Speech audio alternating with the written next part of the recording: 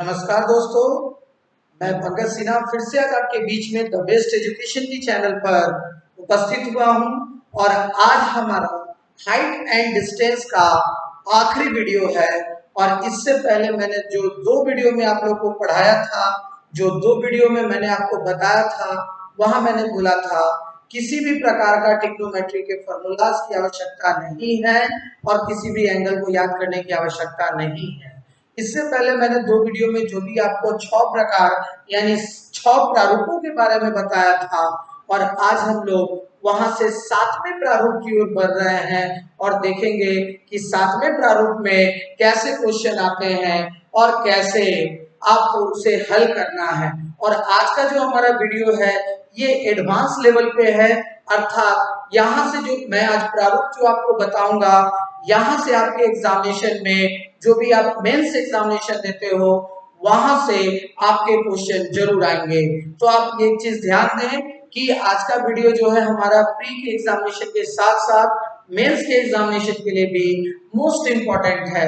तो कुछ भी स्टार्ट करने से पहले मैं आप सबसे पुनः अनुरोध करता हूं कि जिन्होंने अब तक हमारे चैनल को सब्सक्राइब नहीं किया है, so kindly request to you, आप हमारे चैनल को जरूर सब्सक्राइब करें, बेल आइकन जरूर दबाएं और लाइक बटन दबाना ना भूलें, जिससे आपका अपना प्यार हम तक जरूर पहुंचेगा। और साथ ही कमेंट बॉक्स में अपना अपना महत्वपूर्ण कमेंट देना कदापि ना भूलें। तो आइए आज हम लोग बात करते हैं हाइट एंड डिस्टेंस के एडवांस लेवल पर। और आज का जो हमारा एडवांस लेवल पर है, जो 7वां प्रारूप है, आप देख रहे हैं कि मैंने यहाँ 7वां प्रारूप लिखकर ऑलरेडी रखा है। तो इस 7वें प्रारूप पे हम लोग बात करते हैं जो आज हमारा है, एक मीनार के आधार से डी दूरी पर स्थित किसी खंबे के शीर्ष से मीनार के शीर्ष तथा आधार का क्रमशः उन्नयन एवं अपनमन कोण 90 डिग्री है। यानी angle of elevation and angle of depression दोनों उसके टॉप से बन रहा है। तो मीनार की ऊंचाई हमें ज्ञात करनी है। तो आइए हम लोग देखते हैं कि ऐसे प्रश्नों को कैसे बनाना है। तो पहले मैंने ये आपका 7वां प्रारूप आपके सामने रखा है, इसको मैं बाय फिगर आपको समझा रहा हूं कि अगर हमारे पास मान लिया जाए कि यहाँ एक मीनार दिया है और इसके आधार से डी मीटर दूर पर स्थित किसी खंबे, यहाँ पर एक खंबा है, डी मीटर दूर पर स्थित एक खंबा है और इस खंबे के शीर्ष से इस मीनार के शीर्ष का उन्नयन कोण और इस खंबे के शीर्ष से इस मीनार के आधार का अवनमन कोण। अब यहाँ पर ध्यान दीजिएगा कि हमें मालूम है एंगल ऑफ डिफर्सन और एंगल ऑफ एलिवेशन के बारे में। तो अब ये कैसे ज्ञात होगा, तो थोड़ा सा ध्यान दें। यहाँ पर अगर मैंने इसको ऐसे रखा, अब यहाँ पर ध्यान दीजिएगा कि ये जो एंगल बनेगा, ये बीच वाला एक समतल रेखा जो मैंने इसके समानांतर खींचा, तो ये वाला जो एंगल है हमारा ये θ1 है और ये वाला जो एंगल है हमारा, ध्यान दीजिएगा, एंगल ऑफ डिवर्सन यानी ये वाला एंगल यानी थीटा ये 2 है। अर्थात ये वाला एंगल, चूंकि ये दोनों समानांतर रेखा है, एकांतर कोण भी क्या होगा हमारा बराबर होगा, यानी ये एंगल हमारा क्या होगा θ2। यानी कहने का तात्पर्य जब दोनों एंगल को मिला दिया जाए तो θ1 और θ2 दोनों मिलाकर θ1 प्लस θ2 इज इक्वल टू हमारे पास कितना आना चाहिए, 90 डिग्री आना चाहिए। और ये चीज ध्यान दें कि अगर ऐसा कंडीशन है तो हमें ये मीनार की ऊंचाई यानी यहाँ से यहाँ की ऊंचाई हमें ज्ञात करनी है। तो इट्स सो इजी इसको ऊंचाई ज्ञात करने के लिए, यानी हम लिख सकते हैं कि मीनार की ऊंचाई बराबर, यानी हम जो h ज्ञात कर रहे हैं इस h को अगर हमें निकालना है, मीनार की ऊंचाई बराबर, यानी ये h है। अगर मान लीजिए कि मैं इसे कैपिटल H रखता हूं और इसे मैं स्मॉल h रखता हूं, इस खंबे की अपनी भी तो कुछ ऊंचाई होगी और हमें ज्ञात करना है कैपिटल H। थोड़ा सा ध्यान दें, हमें क्या ज्ञात करना है, कैपिटल H। अगर ये हमें ज्ञात करना है तो सिंपल सा लॉजिक है, जो डिस्टेंस है हमेशा याद होगा, इससे पहले 6 प्रारूप में मैंने आपको बताया है कि इस डिस्टेंस का बहुत महत्व है। तो बस केवल d स्क्वायर डिस्टेंस का स्क्वायर बाई अब इस खंबे की ऊंचाई बाई h और प्लस इस खंबे की ऊंचाई h, और यहां से हम इसकी ऊंचाई अर्थात मीनार की ऊंचाई ज्ञात कर सकते हैं। और इस फॉर्मेट पे हम क्वेश्चन का उत्तर आसानी से दे सकते हैं। तो आप चाहे तो इसको उतार ले कॉपी में, और साथ ही साथ मैं आप सबसे ये भी बोल रहा हूँ, अभी मैं इस पे क्वेश्चन भी करवा रहा हूँ। सिंपल सा लॉजिक है, समझने वाली बात है कि हमारे पास कहा कि एक मीनार है जिसकी ऊंचाई कैपिटल एच है, और एक खंबा है जिसकी ऊंचाई स्मॉल एच है, और इस मीनार के आधार से खंबे के आधार का जो दूरी है वो हमारा डी है, डी फॉर डिस्टेंस, दूरी जो है वो हमारा डी है। और इस खंबे के शीर्ष भाग से मीनार के शीर्ष का उन्नयन कोण एवं मीनार के आधार का उन्नयन कोण क्रमशः क्या है, 90 डिग्री है, यानी सॉरी क्रमशः नहीं, दोनों मिलाकर कितना है, 90 डिग्री, अर्थात एक समकोण है। तो जब ऐसा कंडीशन आएगा थीटा 1 + थीटा 2 = 90 डिग्री, और यहां से आपके एग्जाम में क्वेश्चन आता ही आता है, ये आप एकदम स्पष्ट रूप से ध्यान दें कि यहां से आपके एग्जामिनेशन में क्वेश्चन आता ही आता है। तो हमें क्या करना है, इस मीनार की ऊंचाई क्या निकालनी है, तो कैपिटल एच अगर निकालेंगे तो बस जो नॉर्मल सा डिस्टेंस दिया हुआ है d² बाय खंबे की ऊंचाई अर्थात स्मॉल एच प्लस खंबे की ऊंचाई, और इस फॉर्मेट में हम क्वेश्चन को बना सकते हैं। तो आइए अब हम लोग बात करते हैं एक प्रश्न के माध्यम से कि देखते हैं कि इस पर कैसा प्रश्न आता है और इसे कैसे बनाना है। तो आइए बच्चों, हम लोग देख रहे हैं यहाँ पर प्रश्न हमारे सामने लिखा हुआ है। एक मीनार से 90 मीटर की दूरी पर स्थित एक खंभे की ऊंचाई 30 मीटर है।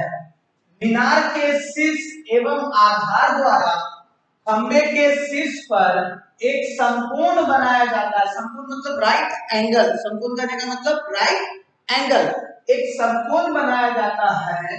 तो मीनार की ऊंचाई ज्ञात करें, यानी आपको यहाँ हाइट ऑफ द टावर आपको ये बताना है। तो सिंपल सा क्वेश्चन है जो मैंने अभी प्रोसेस बताया है आपको, केवल और केवल ये उसी प्रोसेस के आधार पर है। तो आइए हम लोग देखते हैं कि इस क्वेश्चन को कैसे बनाया जाएगा। तो सिंपल सा है कि मैंने यहाँ पर एक मीनार ले लिया और इससे 90 मीटर की दूरी पर स्थित 90 मीटर की दूरी पर स्थित एक खंभा है, और यहाँ पर मैंने एक खंभा भी ले लिया है, और इसकी ऊंचाई हमारे पास दिया हुआ है 30 मीटर। अब क्वेश्चन में आपसे कह रहा है कि मीनार के शीर्ष एवं आधार से खंबे के शीर्ष पर जो कोण बन रहा है ये हमारा कितना बन रहा है, 90 डिग्री, यानी ये एंगल बन रहा है हमारा 90 डिग्री, यानी ये क्या बन रहा है, समकोण बन रहा है।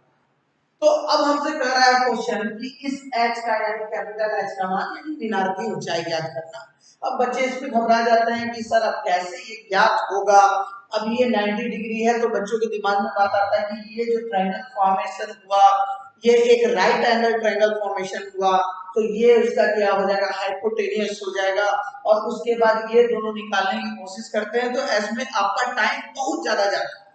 तो क्या वो प्रोसेस है कि हम आसानी से बना सकते हैं। तो जैसा कि मैंने अभी बताया कि अगर हम मीनार की ऊंचाई ज्ञात करें, मीनार की ऊंचाई, और ये कैपिटल H बराबर अभी मैंने आपको बताया है d² by small h plus small h, हम ऐसे इसको बना सकते हैं। तो आइए हम लोग देखते हैं। तो हमारे पास d यानी डिस्टेंस कितना ले रखा है, 90 मीटर, यानी 90 मल्टीप्लाई 90 बाय, अब h यानी हाइट ऑफ द मतलब जो आपका पोल है, पोल का हाइट दिया है कितना, 30 मीटर, तो बाय 30 प्लस 30। अब ये 30 से ये 3 टाइम कट जाएगा, यानी अब ये हो जाएगा 9270 plus 30 is equal to 300 metre. और इस टावर की ऊंचाई जो हमें प्राप्त होगी वो कितनी प्राप्त होगी, 300 मीटर। तो ऐसे हम आसान प्रोसेस पे सारे प्रश्नों को बना सकते हैं।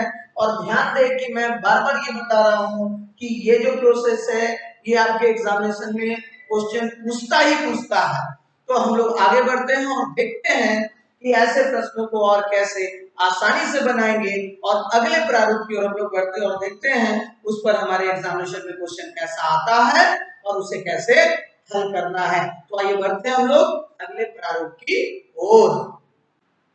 तो आइए बच्चों हम लोग देखते हैं कि हमारा अगला यहाँ प्रारूप रेडी है, और अगला प्रारूप हमारा कह रहा है एक मीनार के आधार से कुछ दूरी पर स्थित मीटर एक खंबे जिसके शीर्ष एवं आधार पर मीनार के शीर्ष द्वारा अवनमन कोण क्रमशः 30 डिग्री तथा 60 डिग्री है। तो मीनार की ऊंचाई क्या है।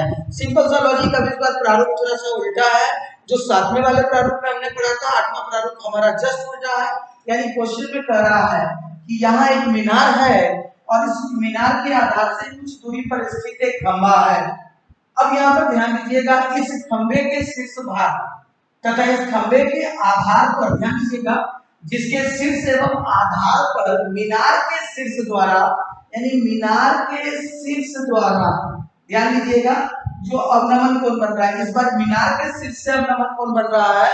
मीनार के शीर्ष द्वारा जो अवनमन कोण है क्रमशः 30 डिग्री और 60 डिग्री है। तो बस अब इससे क्या करना है, ये हमारा एंगल हो गया 30 डिग्री और ये एंगल हो गया हमारा 60 डिग्री, क्रमशः 30 डिग्री तथा 60 डिग्री है। तो हमसे पूछा है कि मीनार की ऊंचाई ज्ञात करें, यानी ये हमें ज्ञात करना क्योंकि ये हमारे पास दिया हुआ है और इसे मैंने डी मान लिया। तो बहुत सिंपल सा, यहाँ भी हमें कुछ नहीं करना है, नेचुरल है कि मीनार से अवनमन कोण गिर रहा है, अर्थात जो खंबा होगा मीनार से छोटा होगा, कंफर्म, और जो मीनार होगा वो खंबे से बड़ा होगा। तो हमारे पास बस सिंपल सा है, मीनार की ऊंचाई जब हम ज्ञात करेंगे तो मीनार की ऊंचाई यानी हम कैपिटल H निकालेंगे। तो कैपिटल H बराबर, यहाँ पर कुछ नहीं करना है, सिंपल सा लॉजिक, 3/2 और स्मॉल h क्या है हमारे पास, इस खंबे की ऊंचाई, यानी 3/2 स्मॉल h। और इस फॉर्मेट के आधार पर हम क्या कर सकते हैं, प्रश्न का उत्तर आसानी से दे सकते हैं। तो आइए हम लोग देखते हैं प्रश्न की सहायता से कि इस पर कैसे प्रश्न आते हैं और उसे कैसे बनाना है। आइए बच्चों हम लोग देखते हैं, यहाँ पर हमारे पास अगला प्रश्न यहाँ लिखा है कि एक मीनार के आधार से कुछ दूरी पर स्थित 40 मीटर एक खंबे जिसके शीर्ष एवं आधार पर मीनार के शीर्ष द्वारा अवनमन कोण क्रमशः 30 डिग्री तथा 60 डिग्री है। तो मीनार की ऊंचाई हमें ज्ञात करनी है, यानी सिंपल सा है यहाँ क्वेश्चन में कि यहाँ एक मीनार है और इस मीनार से कुछ दूरी पर स्थित एक खंबा है जिसकी ऊंचाई हमारे पास दे रखी है 40 मीटर, और इस मीनार के शीर्ष से खंबे के शीर्ष और इस मीनार के शीर्ष से खंबे के आधार का जो हमारे पास अवनमन कोण दे रखा है वो दे रखा है 30 डिग्री और 60 डिग्री यहाँ पर दे रखा है। तो अब हमसे पूछ रहा है इस मीनार की ऊंचाई यानी कैपिटल H ज्ञात करना। तो सो सिंपल, अगर हम मीनार की ऊंचाई निकालें तो मीनार की ऊंचाई बराबर अगर हम लिखेंगे यानी capital H is equal to 3/2 into small h। Small h कौन हो गया, ये जो हमारे पास डिस्टेंस खंबे का दिया हुआ है, जो लंबाई लेंथ है, यानी 3/2 इंटू 40 और 2 से ये 20 टाइम कैंसल, यानी कि 60 मीटर, और इस प्रश्न का उत्तर 60 मीटर बिल्कुल और एग्जैक्ट सही आंसर है। तो आइए अब हम लोग देखते हैं अगले प्रारूप की ओर। और सबसे पहला चीज मैं आपको बताऊं कि ऐसे क्वेश्चन आपके एग्जामिनेशन में आते हैं, ऐसे क्वेश्चन को बच्चे बनाने में घबराते हैं कि हमें एंगल याद करना होगा, फिर यहाँ पर दो ट्रायंगल का फॉर्मेशन हो रहा है और दो ट्रायंगल के फॉर्मेशन के आधार पर हमें क्वेश्चन बनाना है। तो ऐसी कोई बात नहीं है, आप आसानी से मेरे प्रोसेस के आधार पर आप प्रश्न का उत्तर दे सकते हैं। तो आइए हम लोग बढ़ते हैं अगले प्रारूप की ओर, अब देखते हैं कि अगला प्रारूप हमारे पास कैसा है। तो आइए बच्चों हम लोग अगले प्रारूप की ओर देख रहे हैं और अगला प्रारूप में हमारे पास यहाँ प्रश्न लिखा है, यानी जो मैंने प्रारूप है मैंने प्रारूप पहले लिख कर रखा है और ये कह रहा है किसी मीनार के ऊपर स्थित एक झंडे के पार यानी बेस एवं शीर्ष यानी टॉप मीनार से 3 मीटर दूरी पर स्थित एक बिंदु पर क्रमशः θ1 तथा θ2 का कोण बनाती है। तो मीनार की ऊंचाई निकालना है, झंडे की ऊंचाई निकालना है और झंडा सहित मीनार की ऊंचाई निकालना है। तो आइए हम लोग देखते हैं कि सबसे पहला चीज है कि ये क्वेश्चन में ये कहा गया है। अब यहाँ बात करें कि मान लीजिए कि यहाँ एक मीनार है और इस मीनार पर एक झंडा स्थित है। ध्यान दें, इस मीनार पर एक झंडा स्थित है। यहाँ से यहाँ जो है हमारे पास ये है मीनार H और ये जो झंडा है इसकी ऊंचाई मैंने रख दिया H, यानी यहाँ से यहाँ मीनार है और इस मीनार के ऊपर में एक झंडा स्थित है और इस मीनार से d दूरी पर स्थित किसी बिंदु से d दूरी पर स्थित किसी बिंदु से, अब यहाँ पर बात कीजिएगा शीर्ष और टॉप पे मीनार से d दूरी पर स्थित एक बिंदु पर क्रमशः θ1 और θ2 का कोण बनाती है। यानी इसके बेस से अर्थात हम कह सकते हैं कि झंडे के बेस से मीनार इस बिंदु पर जो हमारा अवनमन कोण बनेगा वो मैंने रख दिया θ1, और जो हमारा इसके टॉप से जो बनेगा वो हमारा हो गया थीटा 2। अब ये कह रहा है कि क्रमशः थीटा 1 और थीटा 2 का एंगल बनाती है। तो इस केस में मीनार की ऊंचाई, झंडे की ऊंचाई और मीनार सहित झंडा की ऊंचाई, तो सिंपल सा लॉजिक है कि जब हम मीनार की ऊंचाई ज्ञात करेंगे, ध्यान दीजिएगा, मीनार की ऊंचाई अगर हम ज्ञात करते हैं तो हमारे पास क्या ये थीटा 2 का यूज है? नहीं है, क्योंकि थीटा 2 का यूज तो हो जाएगा झंडे के टॉप के साथ, मीनार के साथ थीटा 2 का यूज तो नहीं है, केवल और केवल किसका यूज है? थीटा 1 का यूज है। और यहाँ हमारे पास ये डिस्टेंस दे रखा है, यानी हम सिंपल सा बात है, मीनार की ऊंचाई ज्ञात करेंगे तो d tan थीटा 1, अब जो भी एंगल दिया होगा उसमें tan का वैल्यू बैठा देना है, d tan theta 1, d for distance, जो बिंदु का डिस्टेंस दिया है d tan थीटा 1। अब दूसरी बात है, झंडे की ऊंचाई अगर हम निकालते हैं तो आपको मालूम है कि झंडा सहित मीनार की ऊंचाई और में से मीनार की ऊंचाई घटाएंगे तभी जाके हमें ये ज्ञात होगा। अगर मैंने कहा कि ऊपर से लेकर यहाँ नीचे तक, बेस तक का है डिस्टेंस 100 मीटर और यहाँ से यहाँ तक की दूरी है हमारे पास, यहाँ से यहाँ तक की दूरी 90 मीटर, तो इसकी ऊंचाई कितनी होगी? तो 100 में से 90 घटाएंगे तभी तो ये प्राप्त होगा 10 मीटर। ऐसे में हमारे पास है यहाँ, अब इसके शीर्ष भाग से एंगल हमारा थीटा 2 और इसके बाद से हमारा एंगल क्या है? थीटा 1। तो बस यहां भी कुछ नहीं करना है, d into tan theta 2 minus tan theta 1, d into tan theta 2 minus tan theta 1। और साथ ही साथ हमारे पास बोल रहा है झंडा सहित मीनार की ऊंचाई, यानी झंडे के साथ इस मीनार की ऊंचाई कितनी होगी? तो अब यहाँ पर ये थीटा 1 का यूज कहीं नहीं है, अब केवल और केवल कौन सा एंगल? थीटा 2 का यूज होगा। तो हम इसको लिख सकते हैं d tan थीटा 2, और इस बेसिस पर हम प्रश्न का उत्तर दे सकते हैं। तो आइए हम लोग देखते हैं क्वेश्चन के माध्यम से कि ऐसे प्रश्नों को हम कैसे आसानी से हल कर सकते हैं। तो आइए बच्चों हम लोग देखते हैं, यहाँ पर प्रश्न में हमारे पास यहाँ लिखा हुआ है, अगला प्रश्न की जमीन से 6000 फीट की ऊंचाई पर उड़ रहे एक विमान ए के ठीक ऊपर एक अन्य विमान बी उड़ रहा है। इन विमानों द्वारा जमीन से एक ही बिंदु पर द्वारा बनाया गया उन्नयन कोण क्रमशः 60 डिग्री तथा 45 डिग्री है, तो बताएं कि। और जो मैंने 3 क्वेश्चन आपको बताया वो 3 क्वेश्चन आपके सामने यहाँ है, तो आइए मैं आपको बाय फिगर पहले समझा दूं कि बाय फिगर यहाँ पर मान लीजिए कि जमीन से 6000 फीट की ऊंचाई पर एक विमान उड़ रहा है और यहाँ पर डिस्टेंस दे रखा है 6000 फीट, एक विमान यहाँ उड़ रहा है और मैं यहाँ विमान बना दूं, ये विमान हमारा, मान के चलिए ये विमान हमारा ए है और इससे ठीक ऊपर कुछ ऊंचाई पर एक अन्य विमान है और ये विमान हमारा बी है। अब यहाँ पर ध्यान दीजिएगा, कह रहा है कि जमीन से कुछ दूरी पर स्थित एक बिंदु है और यहाँ से इनका जो उन्नयन कोण इस बिंदु से इन विमानों का जो कर रहा है वो 45 डिग्री और 60 डिग्री हो रहा है। वो कितना कितना एंगल दिया है? वो 45 डिग्री और 60 डिग्री दिया है। और जो ये विमान ए उड़ रहा है वो जमीन से 6000 मीटर फीट की ऊंचाई पर उड़ रहा है। तो हमारे पास यहाँ 3 प्रश्न है। तो अमूमन हम जानते हैं एकदम बेसिक सा चीज कि यहाँ पर ये जो डिस्टेंस है, ये डिस्टेंस तो हमारे पास प्रश्न में दिया नहीं है और हमें इस डिस्टेंस का बहुत यूज है। तो सिंपल सा लॉजिक, आप यहाँ देख रहे होंगे कि ये एंगल 45 है तो कंफर्म हो गया ये 90, तो ये भी एंगल हमारा 45 और जब ये एंगल 45 ये एंगल 45 तो दोनों साइड क्या होगा? हमारा इक्वल होगा, यानी ये 6000 का ये डिस्टेंस भी हमारे पास कितना आ जाएगा? 6000 फीट। यानी कि जो इसके ऊर्ध्वाधर एकदम सीधे में जो ऊंचाई होगी उस बिंदु से इस बिंदु की दूरी 6000 फीट आ जाएगी। तो पहला क्वेश्चन है जमीन से विमान की ऊंचाई। क्वेश्चन नंबर फर्स्ट के बारे में अगर हम लोग बात करें, क्वेश्चन नंबर फर्स्ट के बारे में, तो विमान ए की ऊंचाई तो हमारे पास प्रश्न में दे रखा है, यानी हम डायरेक्ट क्या लिख सकते हैं? 6000 फीट।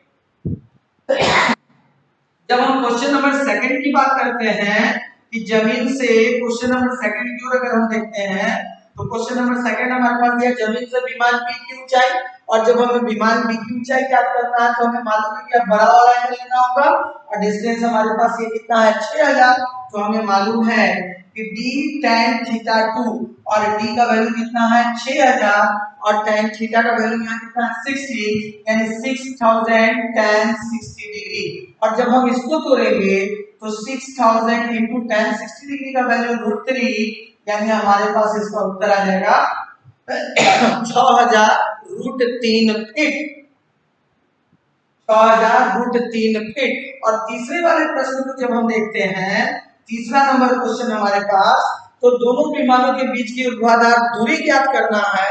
तो सिंपल सा बात है, दोनों एंगल का अंतर, दोनों एंगल का हमें क्या ज्ञात करना है अंतर, यानी हम लिख सकते हैं d tan theta 2 minus tan theta 1। और इसको जब हम तोड़ते हैं तो 6000 tan थीटा 2 हमारे पास 60 डिग्री है, तो tan 60 का वैल्यू √3 और माइनस tan थीटा 1 का वैल्यू 45 है -1 और ये हो जाएगा हमारे पास फीट और ये हमारे पास प्रश्न का उत्तर होगा। तो ऐसे आसान तरीका से हम बड़े से बड़े क्वेश्चन को भी बना सकते हैं। तो आइए बढ़ते हैं अब अगले प्रारूप की ओर। तो आइए बच्चों हम लोग देख रहे हैं अगले प्रारूप की ओर। अगला प्रारूप हमारे पास यहाँ लिखा है कि r त्रिज्या का एक गोलाकार गुब्बारा भूमि पर स्थित किसी व्यक्ति की आंख पर θ1 का कोण बनाता है, जबकि उस गुब्बारे के केंद्र का उन्नयन कोण θ2 है। तो समतल से गुब्बारे के केंद्र की ऊंचाई कितनी है। बहुत छोटा सा क्वेश्चन है, बच्चे इसमें फंस जाते हैं और ये क्वेश्चन आपको एक नहीं 2-3 बार सीजीएल मेंस में और सीपीओ में भी पूछा हुआ है। तो आइए हम लोग देखते हैं कि ये फॉर्मेट क्या है और इसे कैसे बनाना। सिंपल सा लॉजिक है कि मैंने यहाँ पर एक गोल गुब्बारा ले लिया, गोल गुब्बारा यानी एक सर्कुलर है। अब यहाँ पर इसका ये सेंटर है और इसका त्रिज्या के बारे में चर्चा कर रहा है, रेडियस। तो मैंने इसका रेडियस यहाँ कैपिटल आर लिखा है और मैंने इसको कैपिटल आर। क्लियर? अब कह रहा है कि मान लीजिए कि यहाँ पर एक समतल है और यहाँ पर एक व्यक्ति है और इस बिंदु पर एक व्यक्ति है और इसका जो रेडियस है, यहाँ से इसके रेडियस का जो एंगल बन रहा है, इसके रेडियस का जो एंगल बन रहा है, ये एंगल हमारा बन रहा है θ1। ये एंगल बन रहा है हमारा θ1। और अब यहां से ध्यान दीजिएगा कि जो उन्नयन कोण कहा है, वो उन्नयन कोण हमारे पास जो कहा है, यहां से ये हमारे पास उन्नयन कोण कहा है, ये कहा है θ2। यानी ये वाला जो एंगल बनेगा वो हमारा θ2। अब यहाँ पे ध्यान दें, यानी कहने का तात्पर्य ये जो एंगल की बात हो रही है, यानी ये एंगल और ये एंगल टोटल मिलाकर कितना θ1।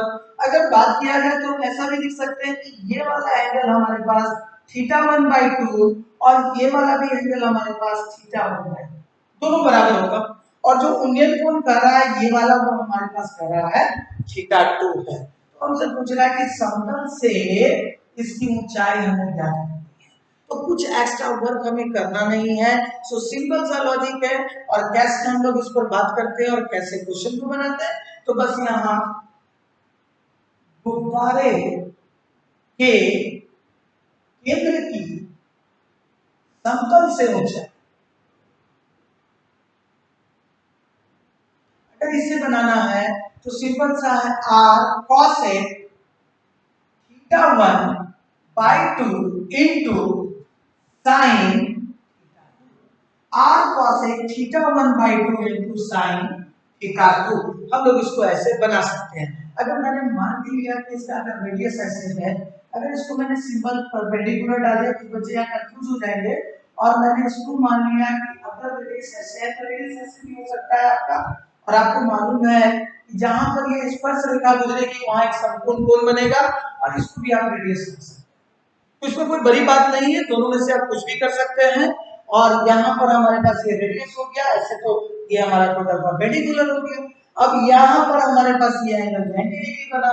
क्वेश्चन में यही कहा था कि समतल से इस केंद्र की ऊंचाई, यानी कि हमें इसकी गुब्बारे की ऊंचाई ज्ञात करनी है। तो ये गुब्बारे की ऊंचाई ज्ञात करने के लिए हम क्या करेंगे, r cosec θ1/2 into sin θ2। और इस पर हम लोग देखेंगे एक प्रश्न कि कैसा प्रश्न एग्जाम में आता है और उसे कैसे हल करना है। तो आइए बढ़ते हैं हम लोग उस प्रश्न की ओर। बच्चों हम लोग देखते हैं कि यहाँ पर हमारे पास अगला प्रश्न यहाँ लिखा हुआ है कि हवा में उड़ता हुआ एक गोलाकार गुब्बारा की त्रिज्या 20 मीटर है। यदि समतल पर स्थित किसी बिंदु से गुब्बारे के केंद्र का उन्नयन कोण 45 डिग्री है तथा गुब्बारा उस बिंदु पर 60 डिग्री का कोण बनाता है तो समतल से गुब्बारे के केंद्र की ऊंचाई कितनी है। तो इसको हम आसानी से हल कर सकते हैं कि मैंने मान लिया कि यहाँ पर एक गोल गुब्बारा है, मैंने मान लिया, और इसका जो त्रिज्या हमारे पास ये दे रखा है ये है 20 मीटर। ये त्रिज्या हमारे पास यहाँ दे रखा है, ये त्रिज्या हमारे पास कितना है 20 मीटर। और समतल पर कोई बिंदु मान लिया कि मैंने यहाँ स्थित एक बिंदु मैंने ले लिया, यहाँ एक बिंदु है। और यहाँ ध्यान दीजिएगा कि क्वेश्चन में आपके पास कहा है कि समतल पर स्थित एक बिंदु से इसका उन्नयन कोण है वो कितना है आपका 45 डिग्री।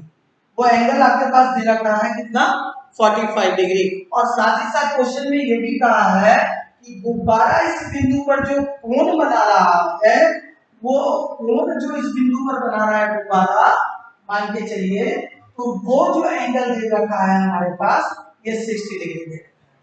वो एंगल क्या दे रखा है हमारे पास 60 डिग्री। तो क्वेश्चन में यही पूछा है, ध्यान दीजिएगा मैं इसको रीराइट कर रहा हूं कि आपको समझने में आसानी होगी कि यह जो आपका हाइट है गुब्बारे के केंद्र के समतल से गुब्बारे के केंद्र की दूरी आपको ज्ञात करना है। तो सिंपल सा लॉजिक, यहाँ रेडियस आपके पास 20 मीटर दे रखा है, तो हम जब केंद्र गुब्बारे के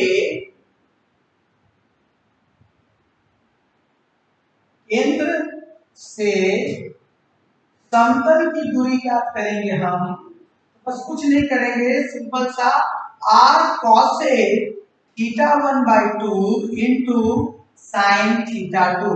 अब आप यहाँ ध्यान दीजिएगा कि रेडियस हमारे पास दे रखा है 20 मीटर गुना cosec θ1 यानी cosec θ1 यानी 60 यहाँ पर, क्योंकि जो सेंटर पे केंद्र बना रहा है वो क्या बना रहा है 60/2 into sin 45 डिग्री, क्योंकि जो उन्नयन कोण का वैल्यू दिया हुआ वो कितना है हमारे पास 45 डिग्री। यानी जब ये 2 से कट गया तो 30 डिग्री। अब यहाँ पर 20 into cosec 30 का वैल्यू होता है 2 into sin 45 का वैल्यू होता है 1/√2। यानी हम लिख सकते हैं 20 into 2 40, और या तो हम ऐसे भी काट सकते हैं √2 से, ये √2 2 टाइम, यानी हम लिख सकते हैं 20√2 मीटर इस प्रश्न का उत्तर आएगा। तो ऐसे बड़े से बड़े क्वेश्चन को हम आसानी से, क्योंकि जब आप इसको हल करने जाइएगा तो आपको मैक्सिमम समय लगेगा और ज्यादा से ज्यादा समय आप दबाइएगा अपने एग्जामिनेशन में ऐसे छोटे छोटे क्वेश्चन को बनाने में। तो आपसे सिंपल सी बात है कि ऐसे क्वेश्चन को बनाने के लिए विदिन 2 से 3 सेकंड ही आपके एग्जामिनेशन में काफी है। और जो मैंने प्रारूप आपको बताया है, अगर आप उस प्रारूप पे पढ़ते हैं तो ये मेरी गारंटी है। और मैं आप सबको एक बात और बताता हूं कि जब भी आप ये क्वेश्चन बनाएं, हमारा वीडियो जो भी आप देख रहे हैं, आप उसको बार बार प्रत्येक प्रश्न को, क्योंकि एग्जामिनेशन में पूछा हुआ मैक्सिमम क्वेश्चन मैं आपके सामने दे दिया हूं।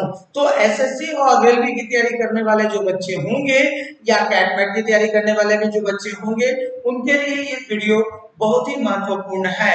और साथ ही साथ मैं आप सबसे अनुरोध करता हूं कि मेरे वीडियो को ज्यादा से ज्यादा बच्चों तक शेयर करें, उन तक ये सारे फॉर्मेट पहुंचाएं, जिनसे कम समय में वो भी अच्छे अच्छे प्रश्नों को बनाना सीख ले। तो आप सबसे मैं आज अलविदा लेता हूं और यहीं पर आज का वीडियो समाप्त करता हूं। फिर मिलेंगे हम लोग नेक्स्ट चैप्टर में नेक्स्ट वीडियो के साथ। और इससे पहले के जो 2 वीडियो अगर किसी बच्चों से छूटे हैं तो आप डिस्क्रिप्शन में उस वीडियो के लिंक को देख सकते हैं। डिस्क्रिप्शन में ट्रिग्नोमेट्री के लिंक को भी दिया गया है, आप ट्रिग्नोमेट्री के भी फॉर्मेट को भी पढ़ सकते हैं। वहां भी मैंने बताया है कि बिना फॉर्मूला के ट्रिग्नोमेट्री को कैसे हल कर सकते हैं बिना एंगल याद किए हुए। तो आइए अब हम लोग बढ़ते हैं और फिर मिलते हैं आपसे अगले वीडियो में। तब तक के लिए धन्यवाद।